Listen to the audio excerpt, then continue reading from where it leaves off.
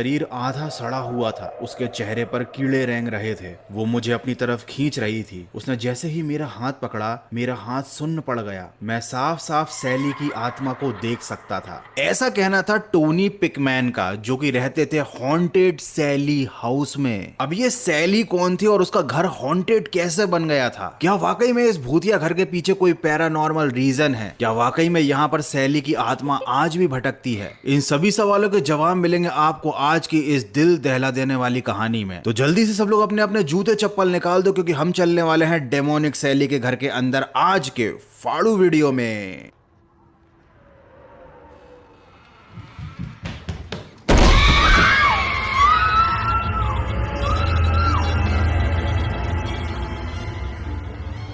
ये घर शुरुआत के समय से ही हॉन्टेड नहीं था। ये घर 1871 में बना था। इस घर को दिसंबर 1992 में टोनी पिकमैन और उनकी वाइफ डेबरा पिकमैन ने खरीद लिया। इन दोनों की नई नई शादी हुई थी। जब ये न्यूली वेड कपल इस घर में रहने के लिए आए, तब इस घर की कोई भी हॉन्टेड हिस्ट्री नहीं थी। इन लोगों ने अपने होने वाले बच्चे के लिए भी एक रूम सेलेक्ट करके रखा था इसी घर में। वो लोग इस रूम को बहुत ज्यादा सजाते थे, बहुत प्यार से रखते थे इस पूरे घर को, क्योंकि ये उनकी मेहनत की कमाई से खरीदा गया पहला घर था। लेकिन उनके साथ एक कुत्ता भी था, जो कि हमेशा उस रूम में जाकर अजीब हरकतें करता था, जो उन लोगों ने अपने होने वाले बच्चे के लिए सिलेक्ट करके रखा था। लेकिन इन दोनों ने ही कुत्ते की इन हरकतों को इग्नोर किया। उनको लगा कि शायद नए घर में आने की वजह से उनका डॉगी थोड़ा सा परेशान है। लेकिन परेशान एक्चुअली में डॉगी नहीं था, वो तो आने वाले खतरे के बारे में इन दोनों को बताना चाह रहा था। इन लोगों को इस घर में करीब 1 साल हो चुका था। इस 1 साल के दौरान घर में अचानक लाइट का जल जाना, चीजों का गिरना, कांच की चीजों का फूटना,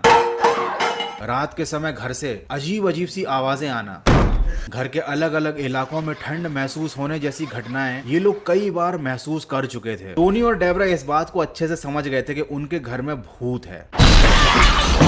लेकिन चूंकि उनका बजट ही नहीं था नए घर में शिफ्ट होने का, तो उन्होंने भूत के साथ ही रहने का फैसला किया। क्योंकि पहली बात तो उन्हें भूत दिखाई नहीं दिया था, और दूसरा वो लोग भूतों पर विश्वास नहीं करते थे। इसी घर में उनका एक बेबी भी हो गया, और उस बेबी को उन्होंने उसी कमरे में रखा जिसमें कुत्ता हमेशा जाकर भौंका करता था। लेकिन डेबरा इस घर में होने वाली कुछ चीजों से बहुत ज्यादा परेशान हो चुकी थी, जिनमें से कि एक घटना थी उसके बेबी का रात में ना सोना। डेबरा को हमेशा ऐसा लगता था कि कोई अदृश्य आत्मा है जो उसकी बेबी के साथ रात में 2 बजे के बाद खेलने लगती है, जिसकी वजह से बेबी सोता नहीं है। लेकिन ये तो सिर्फ शुरुआत थी। आगे उन्होंने ऐसी ऐसी घटनाओं का सामना किया जिन्हें सुनने के बाद आपकी भी रूह कांप जाएगी। एक दिन टॉमी अपने बच्चे के कमरे में गया और उसने देखा कि पूरे खिलौने बिखरे पड़े हुए हैं, जबकि उनका बच्चा तो बहुत छोटा था, वो तो अभी खिलौनों को उठा भी नहीं पाता था। टोनी को लगा कि शायद डेबरा ने ये खिलौने फर्श पर फैलाए होंगे बच्चे को खिलाने के लिए, तो उसने सारे खिलौनों को जमा दिया, अपनी जगह पर सारे खिलौनों को अच्छी तरीके से रख दिया। और जैसे ही टोनी वापस लौटकर आ रहा था, आधी सीढ़ियां उतरते ही उसे बच्चे के कमरे से फिर से खिलौनों के फेंकने की आवाज सुनाई दी, जबकि उस कमरे में कोई भी नहीं था। जब टोनी ने वापस जाकर देखा तो खिलौने वापस वैसे ही फर्श पर पड़े हुए थे। इस घटना के बाद टोनी ने डेबरा से बात की और इन दोनों ने डिसाइड किया कि वो अपने बच्चे को उस कमरे में अकेला रात में बिल्कुल नहीं छोड़ेंगे। टोनी ने अपने भाई को और डेबरा ने अपनी सिस्टर को बच्चे को संभालने के लिए अपने घर पर बुला लिया। इन दोनों ने बच्चे को अपने साथ ही रात में सुलाना शुरू कर दिया। एक हफ्ते बाद उनके पड़ोसी ने आकर कहा कि रात के 2 बजे के बाद आपके बच्चे के कमरे की लाइट जल जाती है। ये सुनने के बाद वो दोनों पति पत्नी मतलब टोनी और डेबरा काफी परेशान हो गए, क्योंकि बच्चे के रूम की लाइट वो लोग रात को 2 बजे नहीं जलाते थे। इनफैक्ट उस रूम में तो अब कोई रहता ही नहीं था, वो रूम उन लोगों ने बाहर से लॉक कर दिया था। इस घटना के बाद टोनी ने डिसाइड किया कि अब ये लोग इस घर में नहीं रहेंगे, चाहे इनको सड़क पे ही क्यों ना रहना पड़े। और ये टोनी भैया का एकदम सही डिसीजन था। अगर टोनी की जगह मैं होता तो ये डिसीजन डे 1 पर ही ले लेता,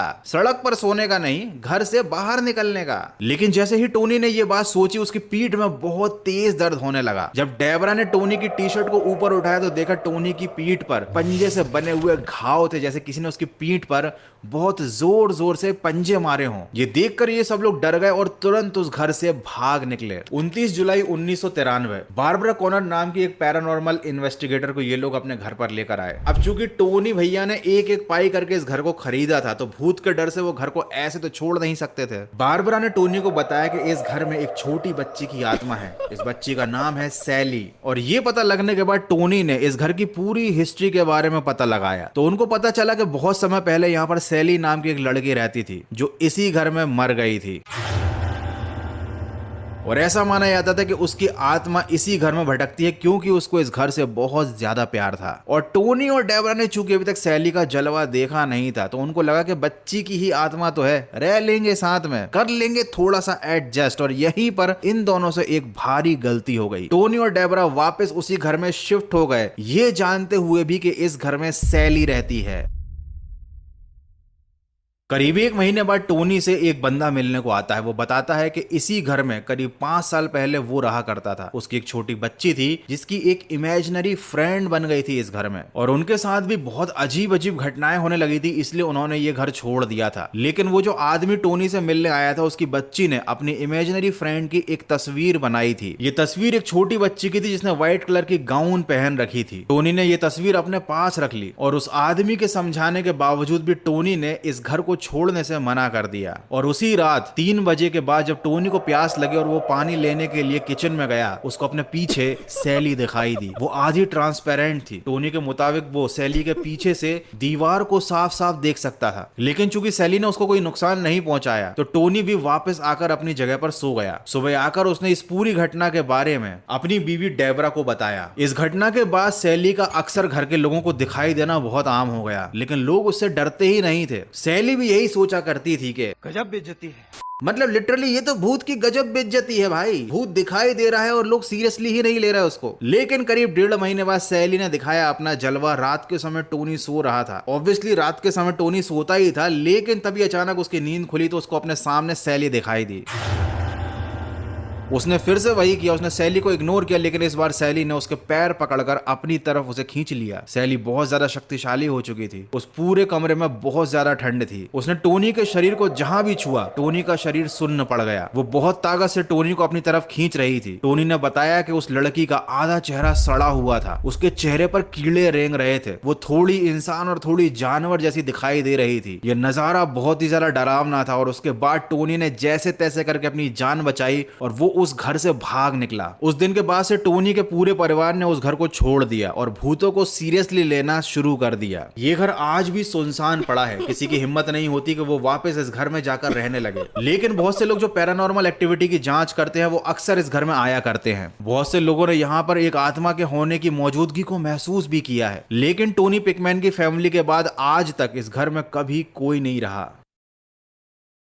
इस घर में होने वाली अजीब चीजों के पीछे कुछ कारण हो सकते हैं। सबसे पहली बात तो ये घर बहुत ज्यादा पुराना था और पुरानी जगह पर बहुत नेगेटिव एनर्जी होती है। अगर कोई भी इलेक्ट्रिसिटी वाली चीज फ्लिकर कर रही तो उसके पीछे हो सकता है कि आपके घर की जो पूरी वायरिंग है वो पुरानी हो चुकी हो। जरूरी नहीं है कि उसके पीछे भूतों का ही हाथ हो। टोनी पिकमैन के पैरानॉर्मल एक्सपीरियंस के पीछे भी एक वजह हो सकती है कि लोगों ने इस घर के बारे में ऑलरेडी बहुत सारी भूतिया कहानियां बना रखी थी। लोगों ने बता रखा था कि इस घर में ऑलरेडी एक मौत हो चुकी है और शायद इसी वजह से टोनी पिकमैन और उनकी पूरी फैमिली के मन में एक डर का माहौल था। इसके अलावा जो पुरानी इमारतें होती हैं उनमें अजीब अजीब सी आवाजें आना, एक नेगेटिव एनर्जी की प्रेजेंस का फील होना और उसमें रहने वाले लोगों में बहुत सारी शारीरिक और मानसिक समस्याएं उत्पन्न होना बहुत आम है। और टोनी को भी सैली की छवि व्हाइट कलर की ड्रेस में तभी दिखाई देने लगी जब एक आदमी ने आकर टोनी को सैली की तस्वीर दिखाई। उस तस्वीर को देखने से पहले टोनी को सैली दिखाई नहीं देती थी। तो देखो इस पूरे घटनाक्रम को जब मैंने एनालाइज किया तो मुझे लगा कि शायद एक पॉसिबिलिटी है कि टोनी की फैमिली के साथ जो भी हुआ उसके पीछे केवल पैरानॉर्मल एक्टिविटी नहीं बल्कि और भी बहुत सारे रीजंस थे। लेकिन इस बात को भी नहीं ठुकराया जा सकता कि जितने भी पैरानॉर्मल एक्टिविटी की जांच करने वाले लोग इस घर में गए हैं उन सब ने इस बात को एग्री किया है कि सैली का हाउस एक डिमोनिक हाउस है और यहाँ पर आज भी एक आत्मा रहती है। तो ये पूरा वीडियो देखने के बाद आपको क्या लगता है, क्या वाकई में सैली का हाउस डिमोनिक है या फिर टोनी पिकमैन के साथ जो भी घटनाएं घटी उनके पीछे रीजन कुछ और था? एनीवे रीजन कुछ भी हो, अगर आपको पता चलता है कि घर में भूत है तो भाग लेने का बिड़ू। और अगर आपको लगता है कि गौरव भाई का वीडियो देखकर आपको मजा है तो लाइक करने का बिड़ू। तो फटाफट से वीडियो को लाइक करो और वीडियो अच्छा लगा है तो नहीं तो सब्सक्राइब करो। और हाँ भैया अपना ध्यान रखना, वीडियो खत्म हो चुका है। मैं